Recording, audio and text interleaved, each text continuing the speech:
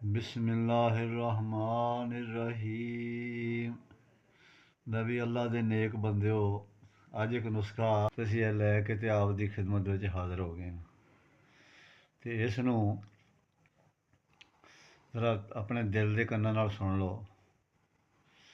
ਪਹਿਲੇ ਤੇ ਨੁਸਖਾ ਦੱਸਣ ਤੋਂ ਪਹਿਲਾਂ ਇੱਕ ਹੋਰ ਕੰਮ ਕਰੋ ਕਿ ਸਾਡਾ ਚੈਨਲ ਹੈ YouTube ਤੇ ਹਿਕਮਤ ਬਸੀਰਤ, ਉਹਨੂੰ ਅਟਿਕ ਕਰ ਦਿਓ ਤੇ ਕਿੱਕਰ ਦੀ ਗੂੰਦ ਲੈ ਲੈਣੀ ਆ ਤੇ ਕਿੱਕਰ ਦੀਆਂ ਫਲੀਆਂ ਲੈ ਲੈਣੀਆਂ।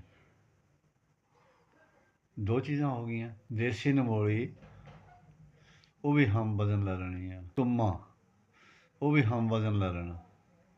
ਇਹ ਚਾਰ ਚੀਜ਼ਾਂ ਜਿਹੜੀਆਂ ਨੇ ਨਾ, ਚਾਰੇ ਚੀਜ਼ਾਂ ਗ੍ਰੈਂਡ ਕਰ ਲੈਣੀਆਂ ਨੇ।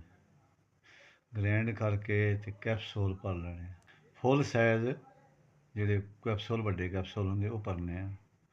ਭਰ ਕੇ ਜਿਹੜਾ ਪਾਣੀ, ਬਾਸੀ ਪਾਣੀ ਜਿਹੜਾ ਦੂਸਰੇ ਦਿਨ ਦਾ ਭਰਿਆ ਹੋਵੇ, ਜੋ ਅੱਜ ਉਹਦੇ ਨਾਲ ਇੱਕ ਕੈਪਸੂਲ ਸੁਬਾਹ ਸ਼ਾਮ ਇੱਕ ਕੈਪਸੂਲ ਅੱਲਾ ਨੂੰ ਯਾਦ ਕਰਕੇ ਤੇ ਲੈ ਲੈਣੇ ਆ। ਇਨਸ਼ਾ ਅੱਲਾਹ ਤਾਲਾ ਬੜੀ ਅੱਲਾ ਦੀ ਕਰਦੀ ਉਮੀਦ ਹੈ।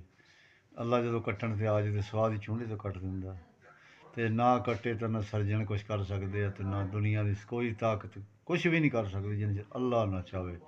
ਤੇ ਇਨਸ਼ਾ ਅੱਲਾਹ ਤਾਲਾ ਇਹ ਨੁਸਖਾ ਕਰਕੇ ਵੇਖੋ, ਹੋ ਸਕਦਾ ਸਾਡੇ ਤੇ ਅੱਲਾਹ ਤਾਲਾ ਦਾ ਕਰਮ ਹੋ। ਨਾਲੇ ਜੇ ਤੁਹਾਨੂੰ ਆਰਾਮ ਆ ਜਾਏ ਤੇ ਅੱਗੇ ਦਾ ਸ਼ੇਅਰ ਕਰ ਦਿਓ। ਚਲੋ ਅੰਤ ਭਲੇ ਦਾ ਭਲਾ, ਜੋ ਕਿਸੇ ਦੇ ਕੋਲੇ ਕੋ ਆਪਣਾ ਦੇ ਦੇਵੇ ਦੁਨੀਆ ਨੂੰ, ਅੱਲਾ ਉਹਦਾ ਅਗਲੇ ਜਹਾਨ ਵੀ ਭਲਾ ਕਰ ਦੇਗਾ, ਇਸ ਜਹਾਨ 'ਚ ਭਲਾ ਕਰ ਦੇਗਾ।